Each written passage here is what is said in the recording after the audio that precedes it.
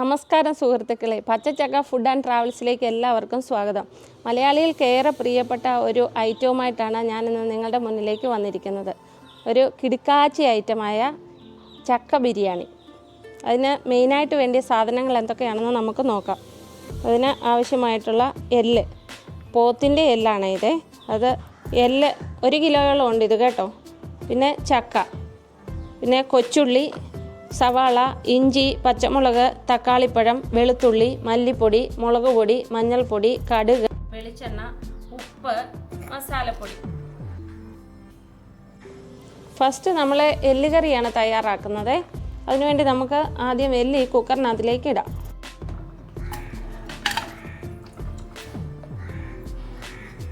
ഇനി ഇതിലേക്ക് നമുക്ക് അരിഞ്ഞു വെച്ചിരിക്കുന്ന സാധനങ്ങളെല്ലാം കൂടെ ഇട്ട് കൊടുക്കാം. നമ്മൾ ഉള്ളിയൊന്നും വഴറ്റുന്നില്ല.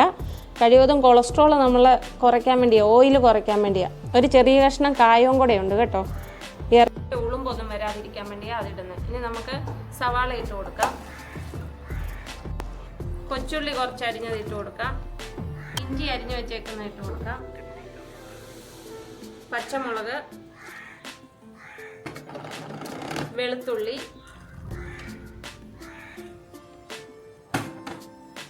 തക്കാളിപ്പഴം. ഇത് ഫ്രീസറിൽ വെച്ചിരുന്ന തക്കാളിപ്പഴമാണ്.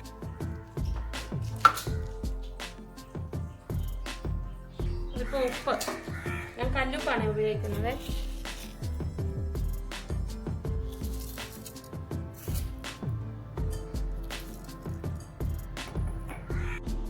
ഇനി നമുക്ക് കുറച്ച് മല്ലിപ്പൊടി ഇട്ട് കൊടുക്കാം കേട്ടോ, എല്ലയിലൊന്ന് പിടിക്കാൻ വേണ്ടി. അരപ്പൊക്കെ ബാക്കി നമ്മൾ പിന്നെ ചേർക്കത്തുള്ളൂ, എല്ല് നല്ലപോലെ ഒന്ന് വെന്ത് കഴിയുമ്പോൾ. എല്ല് വേവാനുള്ള വെള്ളം ഒഴിച്ചു കൊടുത്താൽ മതിയേ. ഇനി നമുക്കിതൊന്ന് മിക്സ് ചെയ്യണം.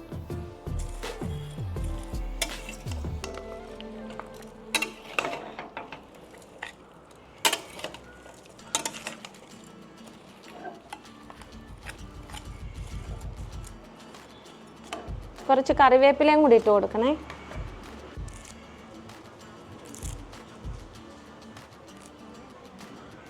ഇനി നമുക്ക് കുക്കർ അടച്ചു വെക്കാവേ, എന്നിട്ട് തീ കത്തിക്കണം. ഇനി ഇതൊരു 8 വിസിലോളം വരണം, എന്നാലേ ആ എല്ല് നന്നായിട്ട് വെന്ത് വരത്തുള്ളൂ. അത് കഴിഞ്ഞിട്ട് നമുക്ക് അരപ്പെല്ലാം കൂടെ ചേർത്ത് കൊടുക്കണം.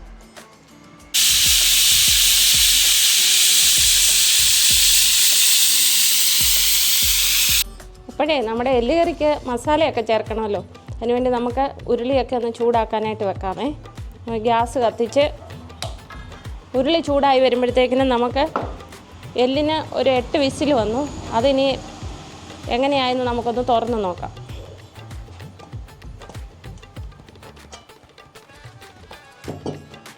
നല്ല വെന്ത് ഇതായിട്ടിരിക്കുകയാണ്. ഇനി അതിൻ്റെ മസാലയും കൂടെ നമുക്കൊന്ന് ചേർത്ത് കൊടുക്കണം. നമ്മുടെ ഉരുളി ചൂടായിട്ടുണ്ട്, അതിലിട്ട് നമുക്ക് കുറച്ച് വെളിച്ചെണ്ണ ഒഴിച്ചു കൊടുക്കാം. തീ ഒന്ന് കുറച്ച് വെക്കണേ. ഇനി നമുക്ക് മല്ലിപ്പൊടി ഇട്ട് കൊടുക്കാം. മഞ്ഞൾപ്പൊടി നമ്മൾ ഓൾറെഡി ചേർത്തിട്ടുണ്ട്. ഇനി നമുക്ക് മുളക് പൊടി ഇട്ട് കൊടുക്കാം. ഇത് കരിഞ്ഞു പോകാതെ തീ കുറച്ച് വെച്ച് വേണം ഇട്ട് കൊടുക്കാനേ. ഇനി നമ്മുടെ മസാലയൊക്കെ ഒന്ന് മൂത്ത് വന്നിട്ടുണ്ട്. ഇനി നമുക്കിതിലേക്ക് വേവിച്ച് വെച്ചിരിക്കുന്ന എല്ല് ഒഴിച്ചു കൊടുക്കാം. എല്ല് ഒഴിക്കുമ്പോൾ ഒന്ന് സൂക്ഷിക്കണം, ദേഹത്തോട്ട് തെറിക്കാതെ കേട്ടോ. ഉരുളി ചൂടാണ്, നമ്മുടെ എല്ലും ചൂടാണ്. ഒഴിക്കാൻ പോവണേ. ഇത്തിരി മാറി നിന്ന് സൂക്ഷിച്ചൊക്കെ വേണം ഒഴിക്കാൻ.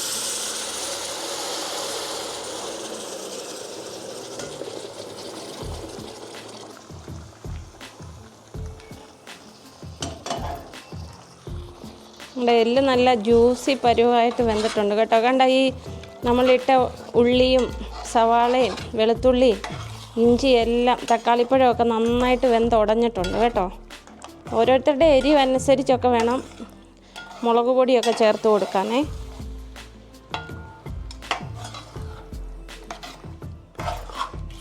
ഇനി വേണം നമുക്ക് ചക്ക വേവിച്ചെടുക്കാൻ.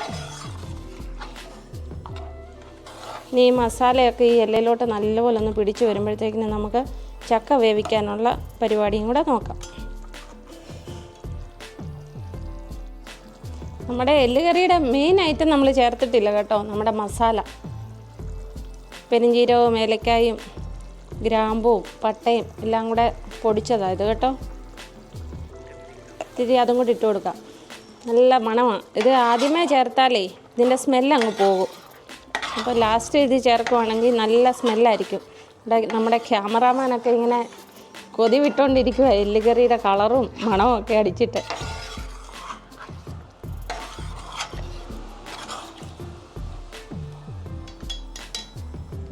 അപ്പോഴേ നമ്മുടെ എല്ലുകറി അവിടെ റെഡി ആയിക്കൊണ്ടിരിക്കുന്നേ. നമ്മുടെ ചക്ക നമുക്ക് വേവിച്ചെടുക്കാം.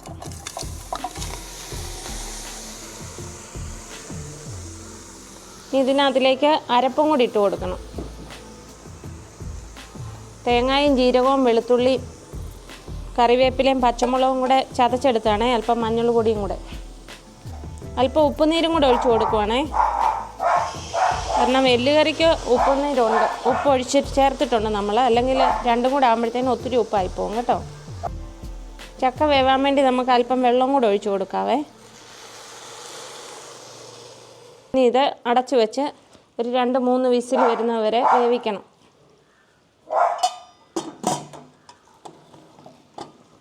നമ്മുടെ ചക്കയൊക്കെ വെന്തിട്ടുണ്ട്. നമുക്കൊന്ന് തുറന്ന് നോക്കാവേ.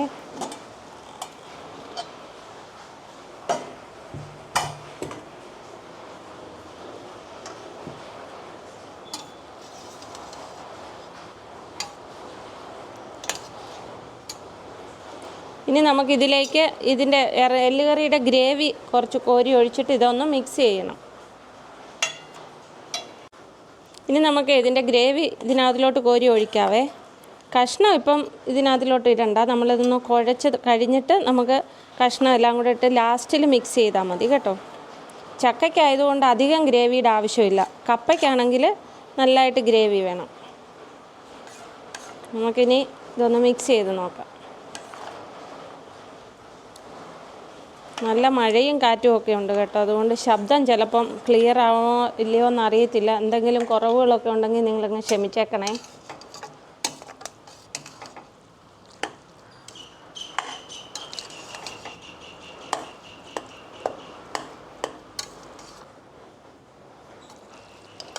ഇപ്പോഴേ നല്ല കാറ്റും നല്ല മഴയും ഒക്കെയുള്ള തണുത്ത കാലാവസ്ഥയുള്ള സമയത്തേ നല്ല ചൂട് ചക്ക ബിരിയാണി അങ്ങോട്ട് കഴിക്കുമ്പോൾ നിങ്ങളൊന്ന് ഓർത്ത് നോക്കിക്കേ.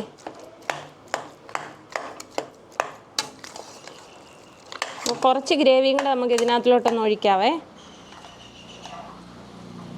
പീസൊക്കെ നമുക്ക് ഇടയ്ക്ക് ഒന്ന് കടിക്കാനായിട്ട് വേണമല്ലോ, അതുകൊണ്ടായിട്ട് ഇളക്കാത്ത കേട്ടോ. നന്നായിട്ട് വെന്തിട്ടുണ്ട് നമ്മുടെ എല്ല് കഷ്ണങ്ങളൊക്കെ.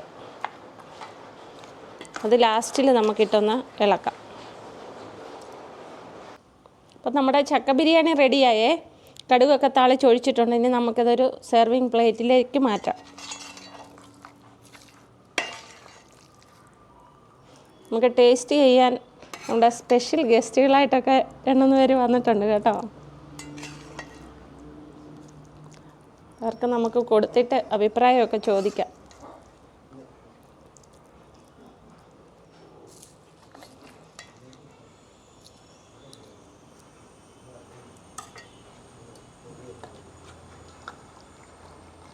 അപ്പോഴേ നമ്മുടെ ചക്ക ബിരിയാണിയൊക്കെ റെഡിയായേ. നമുക്ക് ടേസ്റ്റ് നോക്കാനായിട്ട് കൊടുക്കാം, എന്നിട്ട് അഭിപ്രായമൊക്കെ കേൾക്കാം.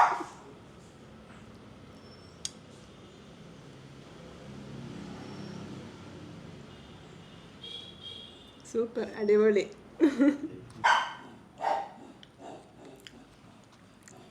വളരെ നന്നായിരിക്കും, സൂപ്പറായിരിക്കുന്നു. നമ്മുടെ ഒരു കുട്ടി ആളിനൂടെ കൊടുക്കുവാണേ. ടേസ്റ്റ് ചെയ്തിട്ട് അഭിപ്രായം പറയണേ.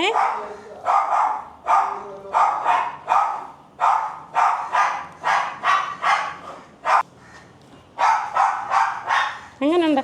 സൂപ്പറാണോ? കൊള്ളാവോ? ഇഷ്ടപ്പെട്ടോ? ഓക്കെ. ഈ ചെറിയൊരു വീഡിയോ നിങ്ങൾക്ക് ഇഷ്ടമായെങ്കിൽ കമൻറ്റ് ചെയ്യുക, ലൈക്ക് ചെയ്യുക, ഷെയർ ചെയ്യുക. അടുത്തൊരു കിടുക്കാച്ചി വീഡിയോയുമായി ഞാൻ നിങ്ങളുടെ മുൻപിലേക്ക് വേഗം എത്തുന്നതാണ്. സൈനിങ് ഓഫ് പച്ചച്ചക്ക ഫുഡ് ആൻഡ് ട്രാവൽ.